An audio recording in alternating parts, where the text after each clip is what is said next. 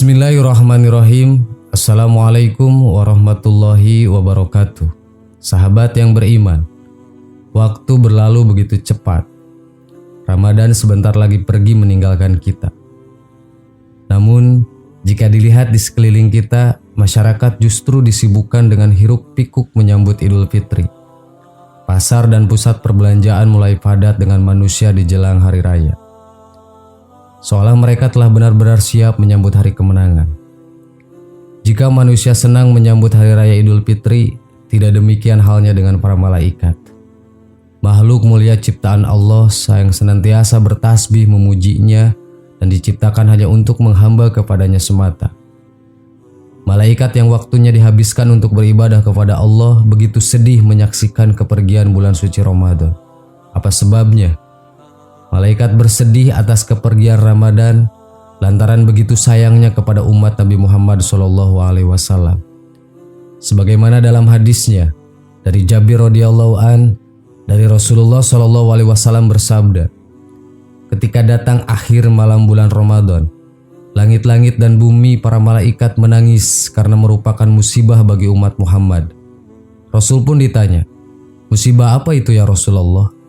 Rasul menjawab, lenyaplah bulan Ramadan karena sesungguhnya doa-doa di bulan Ramadan dikabulkan dan sedekah diterima, kebaikan dilipat gandakan dan azab atau siksa ditolak.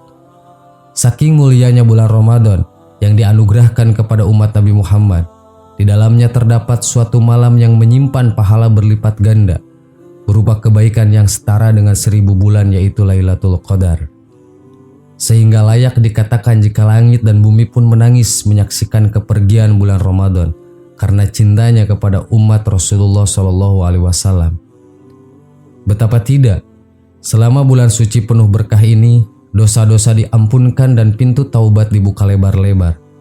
Sebagaimana kata Rasulullah SAW dalam sabdanya, barang siapa yang berpuasa di bulan Ramadan dengan penuh keimanan dan karena Allah, maka diampuni dosa-dosanya yang telah lalu. Hadis riwayat Muslim.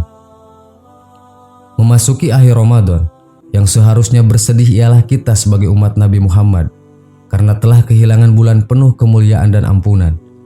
Sebuah kesempatan emas untuk mendekatkan diri kepada Allah yang belum tentu dapat kita raih pada tahun-tahun berikutnya. Sebagaimana hadis dari Ibnu Abbas radhiyallahu an, Rasulullah SAW bersabda, sekiranya umatku ini mengetahui kebaikan di bulan Ramadan, niscaya mereka menginginkan agar sepanjang tahun ini semuanya menjadi bulan Ramadan. Hadis riwayat Ahmad. Sahabat yang beriman, perasaan gembira di akhir Ramadan jelas menunjukkan bahwa kita masih belum memahami arti kebaikan dan kemuliaan bulan suci Ramadan.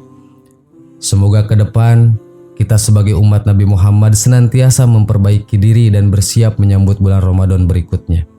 Tentunya dengan bersungguh-sungguh beribadah semata-mata untuk mengharap ridho Allah Subhanahu wa taala. Wallahu a'lam. Wassalamualaikum warahmatullahi wabarakatuh.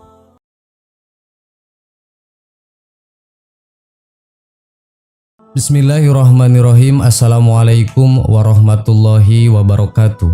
Sahabat yang beriman, amalan penting di bulan Syawal tidak hanya puasa 6 hari saja.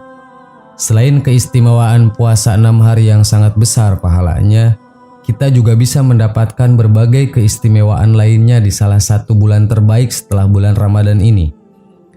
Apalagi pada bulan Syawal, seorang muslim dianjurkan untuk semakin meningkatkan ibadah dan amalan kepada Allah Subhanahu wa taala. Jadi, amalan pada bulan Ramadan tidak hanya berakhir di bulan puasa saja, namun terus berkelanjutan dan ditingkatkan pada bulan Syawal. Lantas, apa saja amalan penting yang dapat dilakukan di bulan Syawal?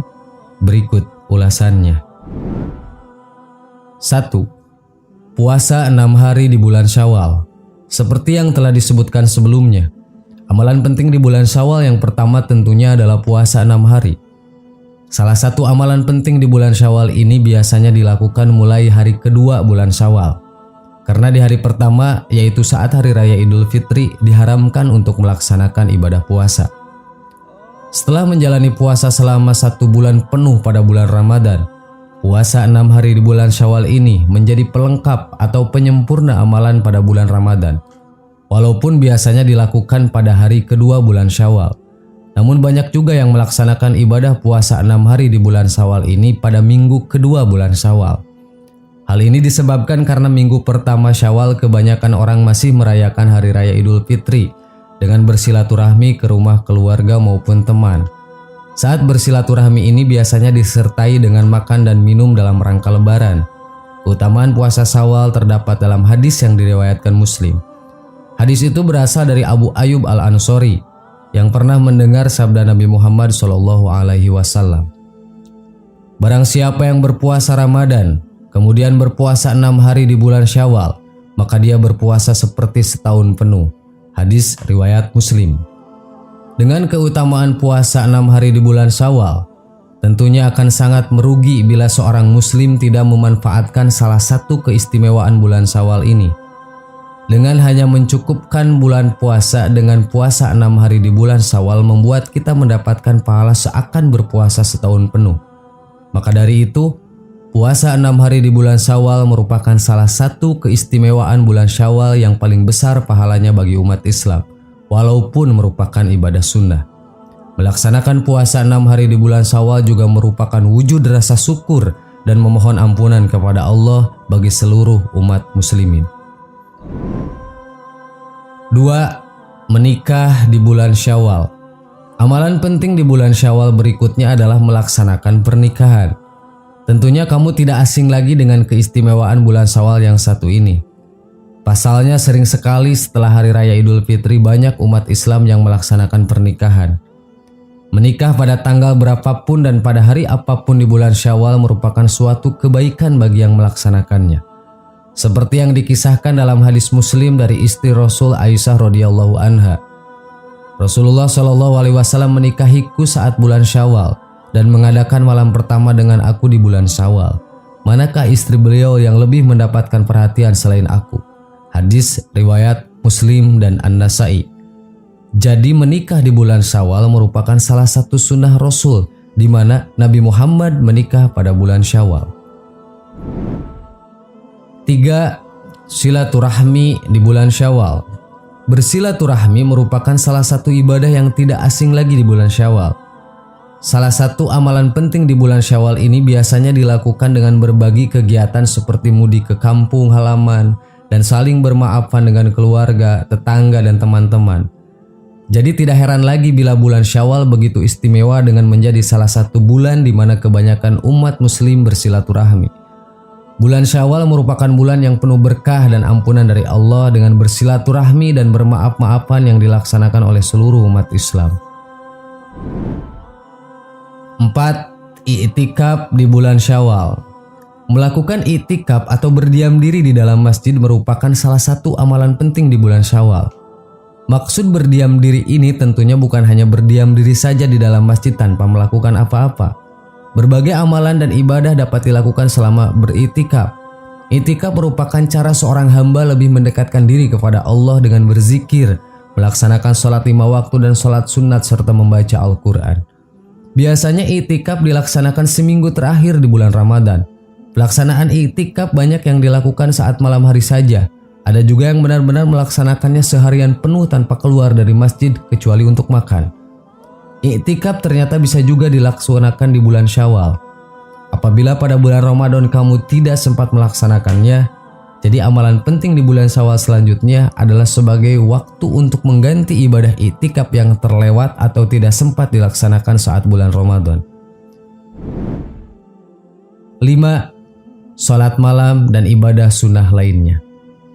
Tentunya di bulan Ramadan kita sudah terbiasa melaksanakan berbagai ibadah sunnah.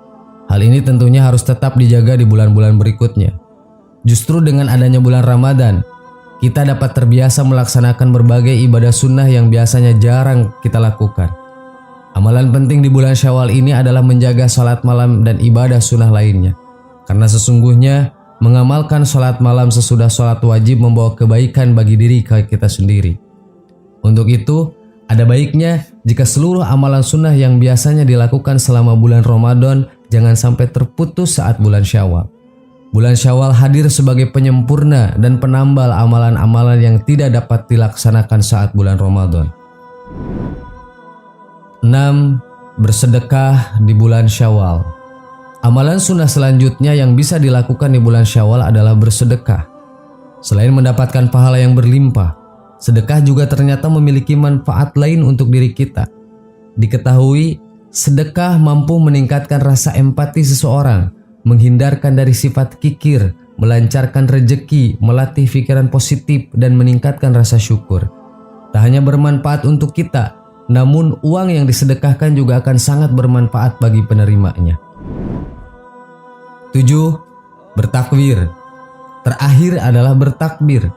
Membaca takbir sama juga dengan berzikir. Oleh karena itu tidak ada larangan dalam bertakbir selama dalam batasan wajar. Takbir terbagi dua macam, yakni takbir mursal dan takbir muqayyad. Takbir mursal adalah pembacaan takbir yang tidak terikat waktu sehingga dianjurkan sepanjang malam, seperti takbir di malam Idul Fitri dan Idul Adha. Sedangkan takbir muqayyad adalah takbir yang terbatas pada waktu, seperti pembacaan takbir setiap selesai sholat 5 waktu selama hari raya Idul Adha dan hari tasyrik 11, 12, dan 13 Zulhijjah. Sahabat yang beriman, itulah ketujuh amalan sunnah di bulan Syawal yang dapat memperbanyak pahala kita. Semoga dapat diterapkan bersama keluarga di rumah. Amin. Wallahu a'lam. Wassalamualaikum warahmatullahi wabarakatuh.